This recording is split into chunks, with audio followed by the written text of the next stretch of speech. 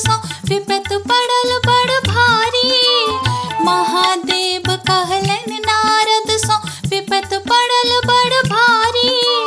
गौरी गौर गौरवे आन्हर हम जमुनिया कारी। नारद विपत पड़ल बड़ भारी, नारद विपत पड़ल बड़ भारी।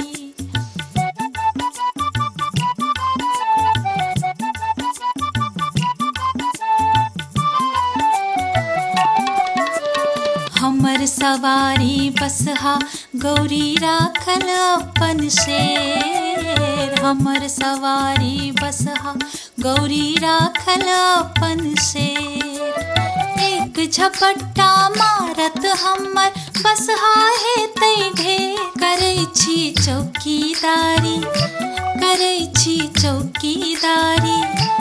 नारद विपत पड़ल बड़ भारी, नारद विपत पड़ल बड़ भारी।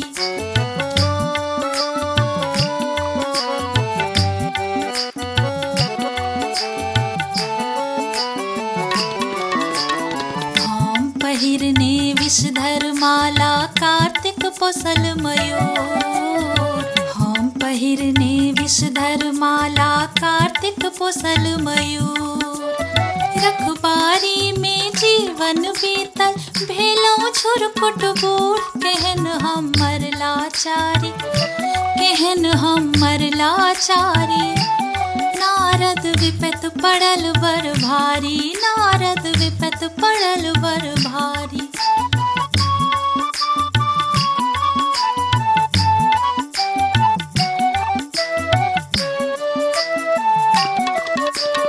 अपन दुख के बिसरे खातिर हम पिबै छी भांग। अपन दुख के बिसरे खातिर हम पिबै छी भांग। हीरा मोती सोना चांदी पार्वती के मांग। भेलौं हम भिखारी, हो भेलौं हम भिखारी।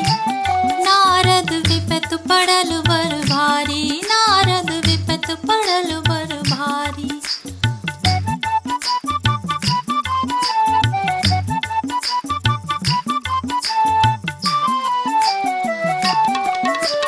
गृह कलह सँ उब गेलौं नहि भेटल कियोर। गृह कलह सँ उब गेलौं नहि भेटल कियोर। विद्यापति के भांग पिसै छी मिथिला देलक ठोर। कहुना समय गुजारी, हो कहुना समय गुजारी। नारद विपत पड़ल बड़ भारी, नारद विपत पड़ल बड़ भारी।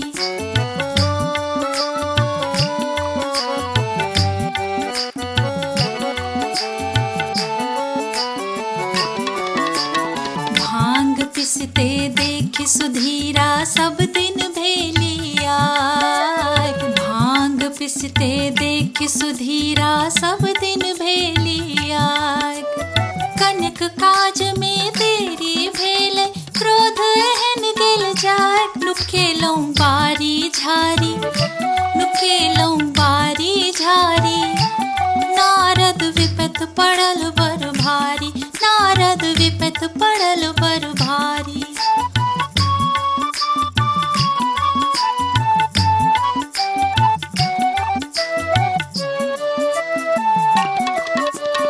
आब कतौ हम जायब कहू नहीं कतौ पुछारी।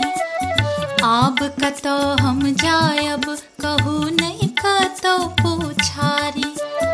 एहन विवाहक कोन प्रयोजन भले रही ब्रह्मचारी। पक्षी का बेनचारी, पक्षी का बेनचारी।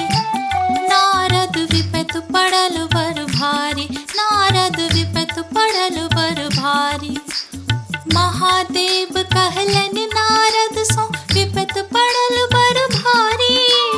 महादेव कहलन नारद सो विपत पड़ल बड़ भारी। गौरी गौर गौरवे आन्हर हम जमुनिया कारी। नारद विपत पड़ल बड़ भारी, नारद विपत पड़ल बड़ भारी। नारद बिपद विपत पड़ल बड़ भारी।